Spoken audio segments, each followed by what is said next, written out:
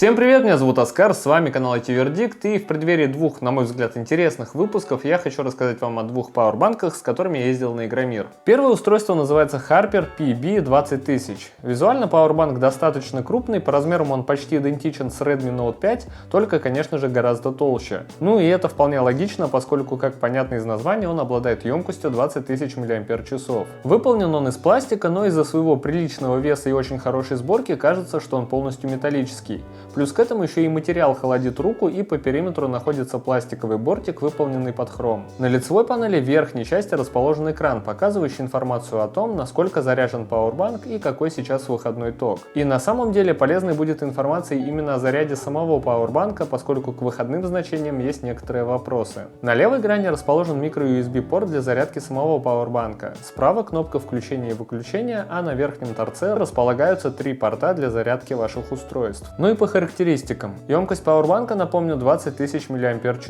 Заряжается он от 5 вольт 2 ампер, а на выход выдает до 2,1 ампера на один порт, либо суммарно 2,4 ампера на все три порта. При этом устройство поддерживает Smart IC. Теперь, что касается нюансов. Во-первых, судя по информации на дисплее, 2,1 ампера выдает только крайне левый порт, поскольку при подключении телефона к остальным портам экран всегда показывал значение, близкое к 1 амперу. Во-вторых, несмотря на то, что экран показывает 2,1 ампера на первом порте, при подключении USB тестера тот показывает, что на выходе ток равен примерно 1,1 ампера. Что касается реальной емкости этих пауэрбанков, то их измерить я не успел, поскольку назаряжать устройство на 32 тысячи мАч не так-то просто. Однако после теста в ближайшие дни я напишу значение здесь в комментариях, либо отдельным постом на YouTube. И теперь перейдем ко второй модели, это Harper PB2612. Данный пауэрбанк уже в 2, а то и в 2,5 раза меньше предыдущего, выполнен целиком из soft-touch пластика и также очень хорошо собран. На лицевой панели расположена большая кнопка включения, на левой части которой расположено 4 светодиода, показывающие уровень зарядки пауэрбанка. Во-вторых, при двойном нажатии на эту кнопку на задней части пауэрбанка включается LED-фонарь, состоящий из 5 неплохих и ярких светодиодов. На верхней грани расположены 3 порта. В центре расположен Type-C для зарядки самого пауэрбанка,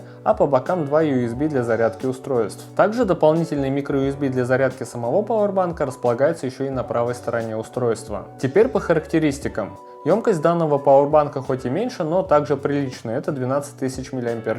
Входные параметры для зарядки устройства 5 вольт 2 ампера, притом как и через micro-USB, так и через USB Type-C. На выход же устройство выдает до 2 ампер на один порт, либо суммарно 2 ампера на два порта.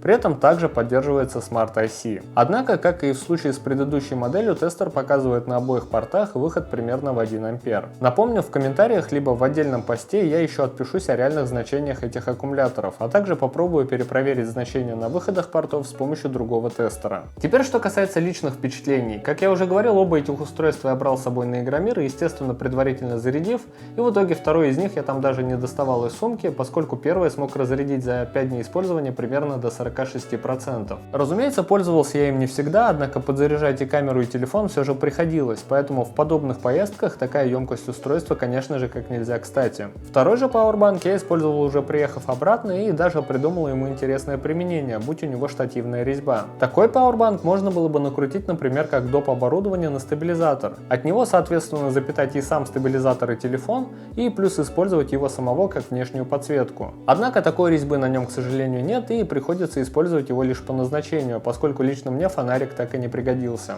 В целом же на практике никаких претензий по работе устройства у меня не возникло, разве что появились вопросы по выходным значениям.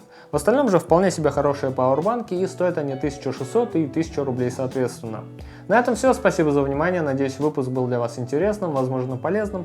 Если это так, оценивайте видео как считаете нужным, жмите на колокольчик и увидимся с вами в следующую среду. С вами был канал IT Вердикт, пока!